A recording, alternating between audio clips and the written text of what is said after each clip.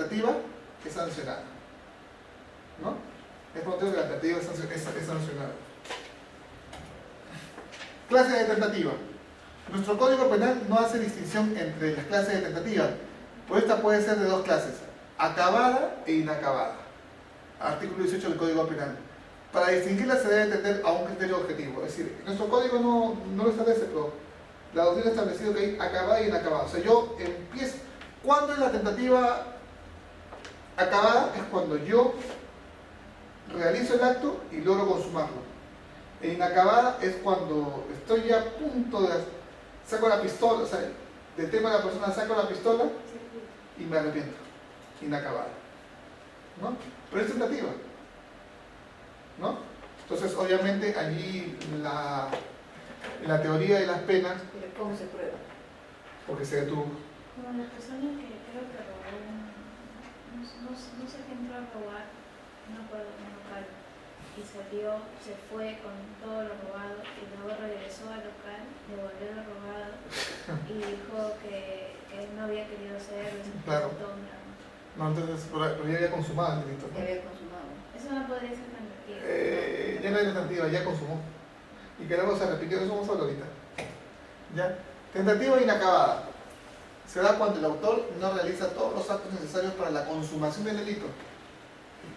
Entonces, en otros términos, la acción típica se interrumpe por la introducción de un factor extraño al querer de la gente, pues mientras más se aproxime a la consumación, mayor será la pena. Dentro de la tentativa inacabada puede surgir la figura del desistimiento. Por ejemplo, una persona se dispone a disparar sobre uno de sus enemigos, pero en el último momento se decide, ¿no? Se decide no hacerlo, ¿no? O sea, mientras tú estés más, cuando tú ejecutas el acto, cuando ya estás en la tentativa, mientras más cerquita estés de la consumación, la pena es mayor. Mientras más lejito estés. Igual que una violación, hecho te desvistes y no lo puedes ya. Ya, pues, tentativa inacabada, tentativa inacabada. Tentativa inacabada, ¿no? Tentativa acabada será cuando el autor ha realizado todos los actos necesarios para la consumación, pero esta no se realiza. O sea, yo intenté, saqué la pistola y le disparé y se tragó la pistola. Entonces ahí realicé todos los actos, ¿ah? Solamente que por un factor externo no se dio, ¿no? Cierto grupo de doctrinas denomina esta figura como el delito frustrado. No puede haber desistimiento, dice, no puede haber desistimiento en la tentativa acabada, pues, como indica el profesor Krebs, es indudable que si el autor completó la conducta que el tipo que requiere en lo que completa su actividad u omisión, ya no puede subsistir. Por ejemplo, una persona dispara 4 balas sobre su enemigo, pero la intervención oportuna y rápida de los peritos médicos impiden que la persona muera. Sin embargo, en la tentativa acabada puede surgir el arrepentimiento, denominado por cierto sector de cultura como el desistimiento activo, ¿no? Entonces, yo quise matar, o sea, yo quise matar a la persona, le descarto la caserina, pero no lo maté, pues, ¿no? Y en el hospital me lo salvan. Entonces, ¿fue una tentativa acabada? Fue acabada. Realicé. No lo maté, pero hice todo lo posible. Que no logré el objetivo, gracias a Dios, es que, pero de todas maneras, ¿la pena cuál sería? La más cercana, ¿no? En la teoría de la pena, ahí vamos a ver cuándo se aplica, cuándo se aplica, ¿no? Tentativa inidónea. Acá sí es un poco que debemos parar, ¿no? Este tipo de tentativa se produce cuando la ejecución de delictivas dirigida por el autor no llega a consumarse por razones fácticas o jurídicas. En los ordenamientos jurídicos los límites de la tentativa inidónea se encuentran establecidos en el artículo 16 del Código Penal. El cual señala que el delito resulta imposible de consumación debido a la ineficacia del medio empleado o su absoluta impropiedad del objeto, ¿no? Por ejemplo, ¿qué pasa? Algún ejemplo que les pueda dar es, ¿no? Que yo voy al banco y digo que voy a hacer explotar el banco con un puentecillo. O yo amenazo, o que yo amenazo que voy a levantar una bomba y que tengo un explosivo en mis manos y que ustedes se acercan, voy a levantarlo y no quiero tener que hacer que viene la policía, viene la U, viene todo y me pego con un puentecillo o con un rascapié, ¿no? O con una bombita de papel, de piedritas. Eso es tentativa inidónea, pues, porque los medios que yo puedo utilizar para hacer explotar el Palacio de Gobierno con un puentecillo no le van a hacer cosquillas. Esa es tentativa inidónea. Yo lo pensé, yo ejecuté, me metí a Palacio, saqué mi foto y saqué mi puentecillo. Es más, Voy a reventar el palacio, prendo el cuetecito, tiro al aire y ¡pum! Explota y no pasa nada. Pero ni era ni mi intención. Pero era... Pero no hay una sanción penal. Sí hay, obviamente, ¿no? Sí, pero es tentativa inidónea, ¿no? Recuerden que la tentativa sí está castigada, ¿no? Autoría y participación. Este es otro tema que también debemos manejar, ¿no? Importante en derecho penal. Autoría y participación. Formas de intervención directiva que reconoce nuestro Código Penal. El Código Penal reconoce dos formas de intervención delictiva: la autoría y la participación, dejando por otro lugar la forma de participación, ¿ok? Otra cosa es inducir, otra cosa es complicidad.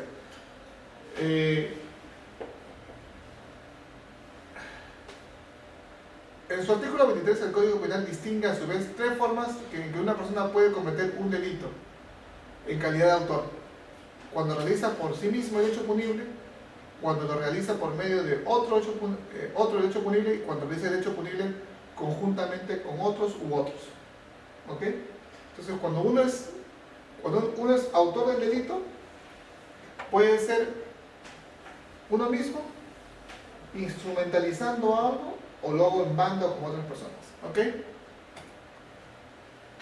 Acá viene, para que se dé la autoría, para que uno pueda ser autor de un delito, este es el elemento que se tiene que analizar. Esa es la parte, en esos tipos de delitos, esa es la parte principal que debemos nosotros analizar, ¿no? Que es la teoría del dominio del hecho. A la persona que se le atribuye la autoría del delito, ¿tenía o no tenía dominio del hecho? Esa es la parte fundamental, para determinar si es autor o no autor, o es partícipe o copartícipe, o coautor, qué sé yo. La teoría del dominio del hecho. Esa teoría fue formulada por Hans Wessel, representante del finalismo en el 39. Actualmente la teoría del dominante pues, se utiliza como coautor defensor de aspectos éticos subjetivos. Autor es solo aquel que mediante una conducta consciente del fin de acontecer causal, de acontecer causal en dirección al resultado típico, es señor sobre la... O sea, en otras palabras,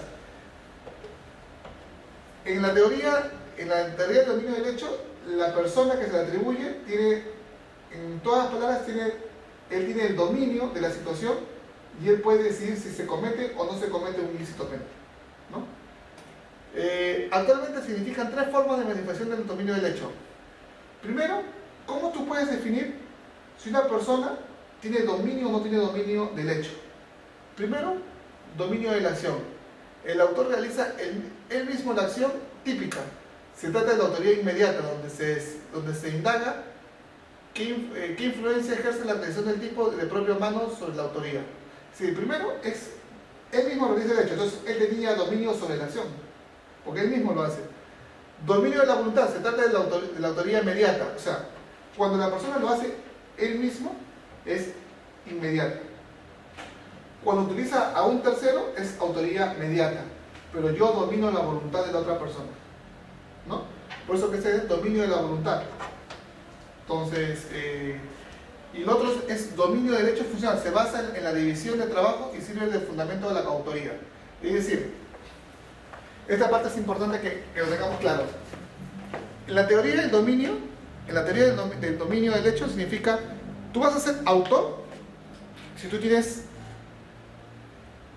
tú puedes decidir o no puedes decidir tú directamente si se comete o no se comete el delito. O también puedes hacerlo de manera inmediata utilizando un tercero, que yo domino la voluntad de la persona. O dominio funcional, cuando una banda se prepara. Ok, tú eres el campana, tú eres el que roba, tú eres el que cuida, tú eres el que arranca. Todos se dominan, todos se distribuyen una función dentro del hecho. Entonces, ahí ya viene, además de autoría, viene también el tema de la coautoría. El autor es aquel que tiene el dominio del hecho. Es decir, aquel sujeto que tiene un poder de conducción de todos los acontecimientos de forma tal que le es posible encauzarlo hacia el objetivo determinado. Autor directo o inmediato es quien domina la acción realizada de manera personal el hecho delictivo, ¿no? Entonces, cuando uno quiere Determinar, ¿por qué? Porque el autor tiene mayor pena, el partícipe tiene menor pena, ¿no? Autor mediato. Autor mediato es aquel que se sirve de otra persona para la ejecución de la acción típica. Supuestos de autoría inmediata, nos da tres supuestos, que para que usted lo lea, porque nos gane la hora. Complicidad. Entonces, si tú no eres autor, tú eres cómplice. Recuerden que el autor tiene mayor pena, el cómplice se le rebaja de manera proporcional. Puede definirse como aquella contribución o auxilio al hecho, anterior o simultáneamente, que ha sido útil para la ejecución del plan del autor.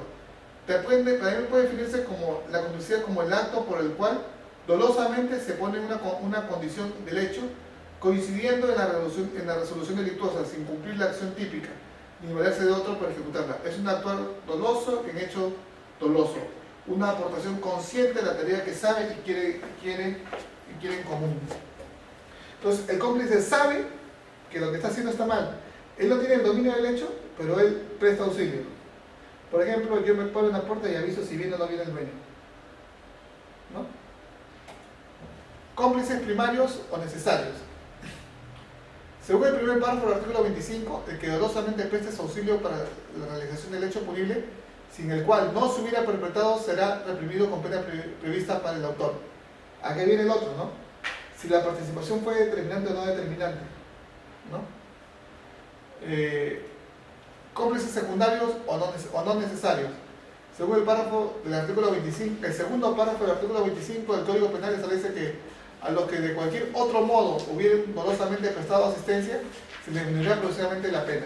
Es decir, el que luego en la casa guardó el camión, guardó el arma, o sea, es el que ya prestó su apoyo, pero no era necesario para la comisión del delito, ¿no?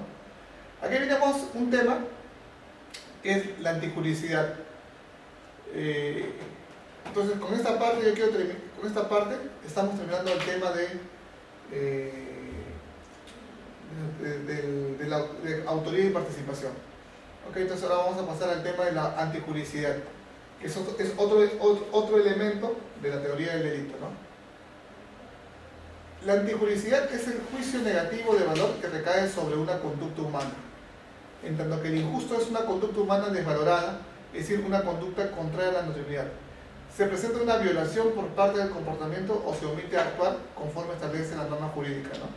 Entonces, si yo realizo una acción que la norma jurídica no la ha prohibido, entonces es una conducta antijurídica.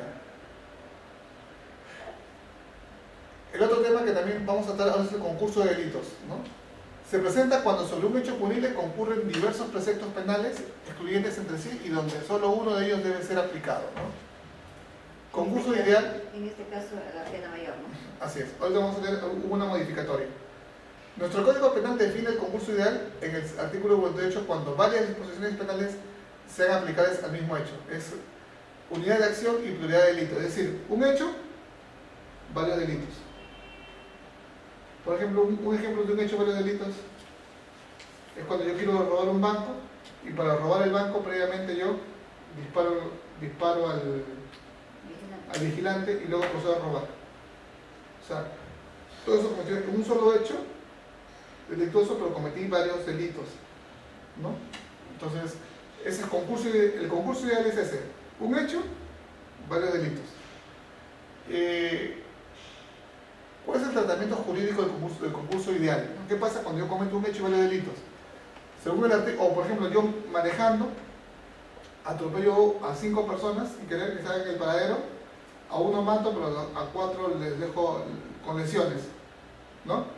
Según el artículo 48 del Código Penal modificado por la ley 28.2.726, establece que el tratamiento jurídico del concurso ideal establece que se reprimirá hasta con el máximo de la pena más grave y puede incrementarse hasta una cuarta parte sin que en ningún caso pueda exceder los 35 años, ¿no? Entonces, obviamente, la pena más grave es la que prima, ¿no?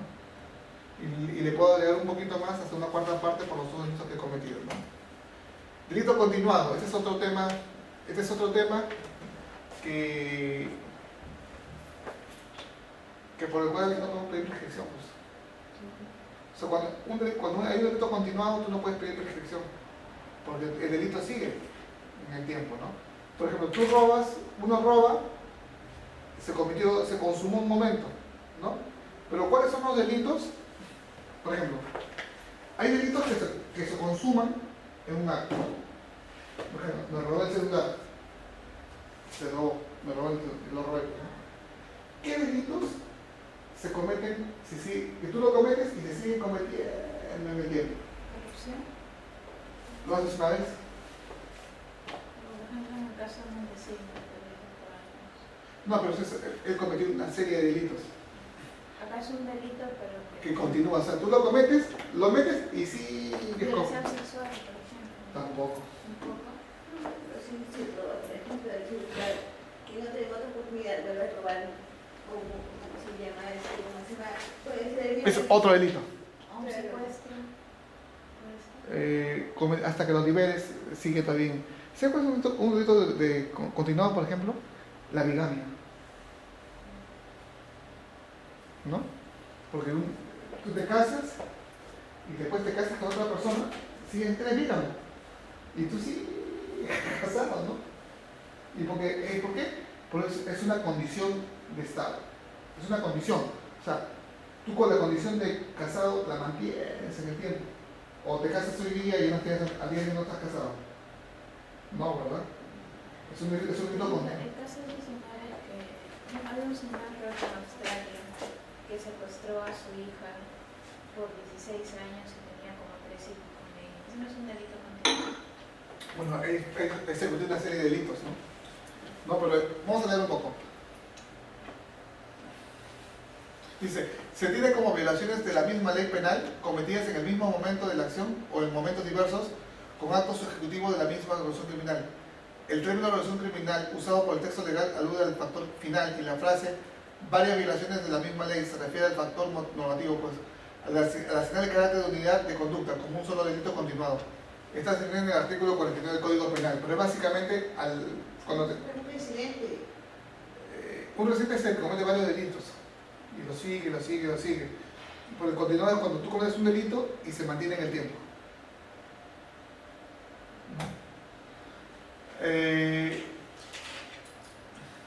Lo que decía el tipo del caso de Australia era en ese, ¿no?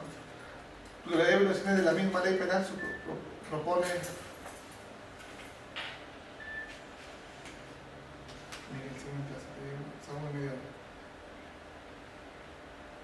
Ya, entonces, a ver, teoría de las penas y las penas en el Código Penal. Quiero avanzar un poco más rápido, lo demás luego porque si no, no voy a terminar. Teoría de la pena y las penas en el Código Penal. Dice, ¿cuál es la justificación de las penas? Esta es la última parte que vamos a analizar. ¿Cuál es la justificación de la pena? La pena se justifica por constituirse como el mecanismo más idóneo para mantener el orden jurídico que ha establecido la sociedad como indispensable para procesar armoniosamente un ambiente de paz social. Es decir, la pena en el Código Penal lo que busca es mantener un orden jurídico en paz social. Imagínense que no haya una ley para los que violan. Imagínense que no hay una ley para los que roban. Imagínense que no hubiera una ley para los que secuestran. Sería un caos, ¿verdad? Entonces, las leyes en realidad nos permiten mantener un orden social. Y el cumplimiento de esas leyes y el mantenimiento de esa orden social se da a través de las penas. El fin teleológico de las penas es mantener el orden social. Mantener los bienes jurídicos que estamos protegiendo, a los que nosotros le damos valor. Ese es el motivo por el cual tenemos derecho a penal. Y la pena justamente busca eso, busca reparar o busca disuadir. Eso es lo que buscamos con la pena, ¿no? Entonces, la pena se justifica por constituirse como el mecanismo más idóneo para mantener el orden jurídico que ha establecido la sociedad como indispensable para desarrollar armónicamente en un ambiente de paz social. Aplicar una pena a una persona es disminuirle su capacidad de actuación dentro de la sociedad. E incluso puede haber casos en que se le anule totalmente, como la cadena perpetua. Todavía existe en Perú algunos lugares, ¿no?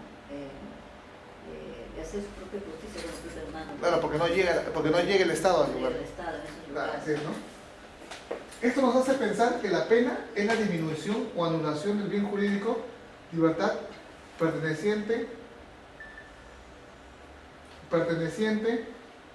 a una persona. En otras palabras, la pena ataca el bien jurídico más preciado por el hombre, su libertad, pero eso solo se puede dar cuando la sociedad se siente amenazada o lesionada por el comportamiento del individuo, ¿no?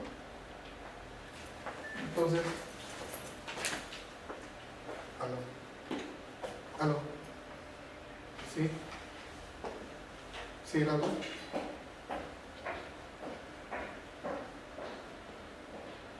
Hola Franco, estoy en clases, acabo como en 20 minutos, ¿me llamas en 20 minutos? No, chao, chao. Chao, chao.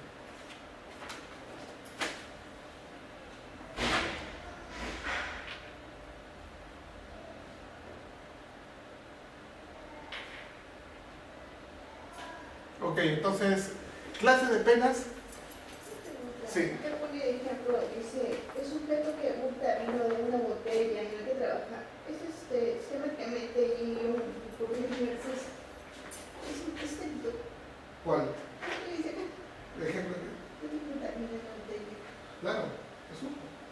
Sí. Claro, pues el que tú te robas las cosas de tu patrón, no estás trabajando, eso no es delito. Pero es una falta. ¿Una falta? Pero no es tan grave. Digo, Claro. Nuestro código penal, a efectos de mantener la paz social y a efectos de hacer de que vivamos en armonía, ha impuesto, de acuerdo a la lesividad del delito o falta, ha puesto cuatro tipos de penas. Las privativas de libertad, que son las más terribles. Las restrictivas de libertad. Las limitativas de derecho y la multa. Muchas personas son de la idea de que para disuadir a las personas hay que elevar las penas. Por eso que siempre tenemos en el Congreso que suban las penas, bajan las penas, suben las penas, suben las penas. Pero ese tema básicamente es un tema de armonía, es un tema de política criminal, ¿no? Cómo nosotros logramos disuadir a las personas, ¿no?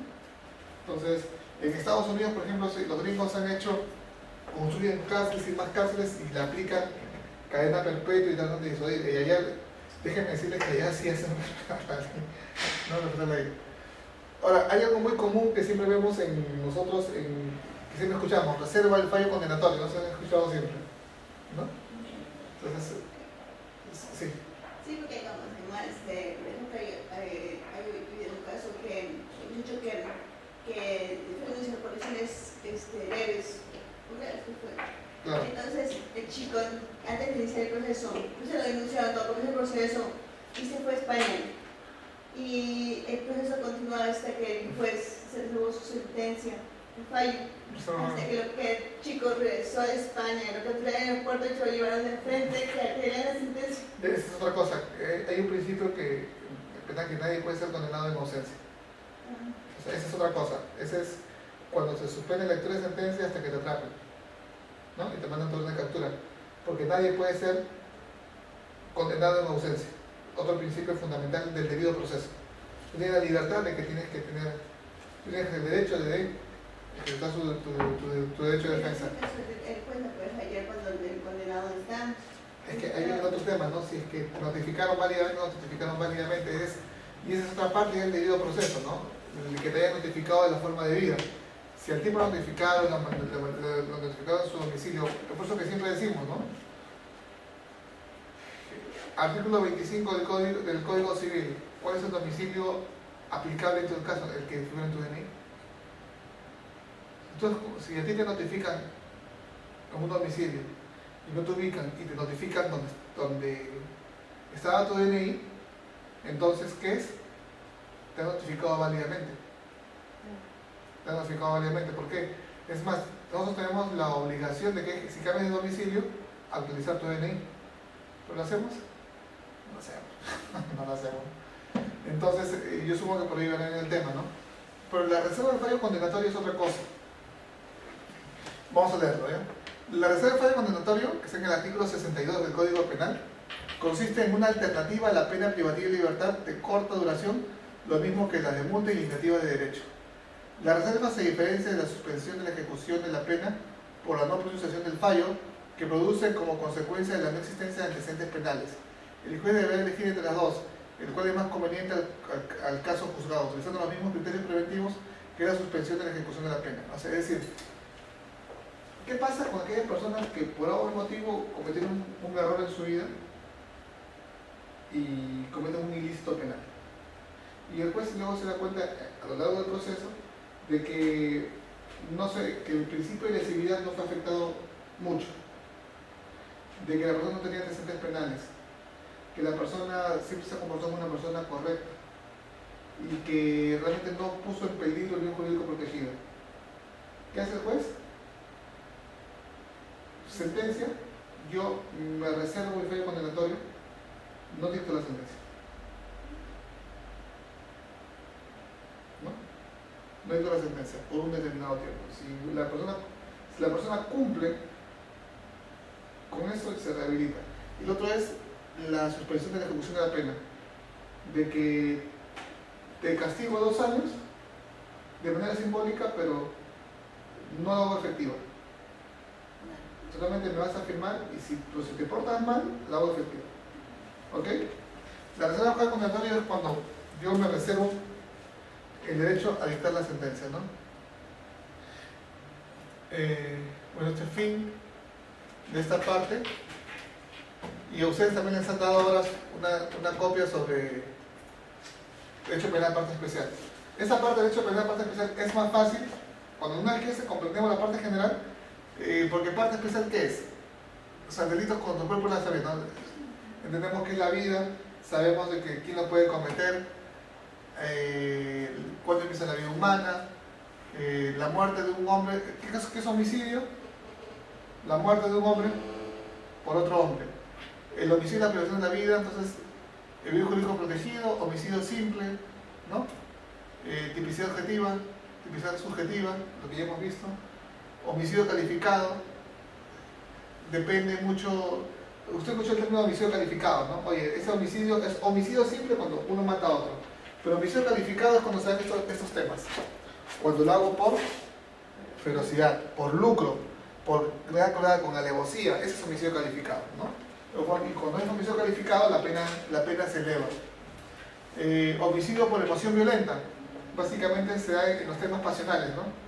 Un hombre descubre, una mujer descubre que le está sacando la vuelta, su conciencia se altera y mata, ¿no? Pero es bien difícil, déjame decirle que por experiencia, es bien difícil probar la emoción violenta. Han habido pocos casos nada más en que se ha probado la emoción violenta. A veces uno cuando un hombre o una mujer ha matado a su otra pareja y han querido excusarse bajo el tema de la emoción violenta, que es mucho más benigno la pena, es complicado. Porque si no, porque de acuerdo recuerden de que en el homicidio, de acuerdo al sujeto, es que se pone la pena, un homicidio simple. La sanción más terrible es en el caso de parricidio. Cuando uno mata al cónyuge o la cónyuge, ¿saben por qué? Porque tú puedes desconfiar de todos, menos en alguien. Menos en el cónyuge.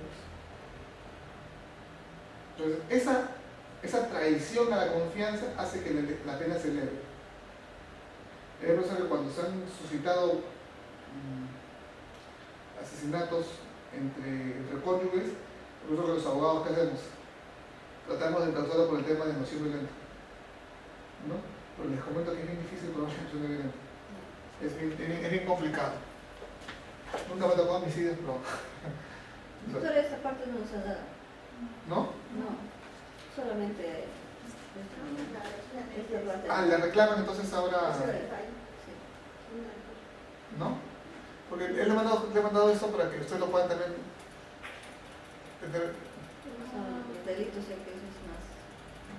Entonces, eso se lo piden a Mónica, ¿ok? Entonces, yo les agradezco mucho por haber asistido, por haber tenido la paciencia de escucharme, por no haberse dormido, ¿no?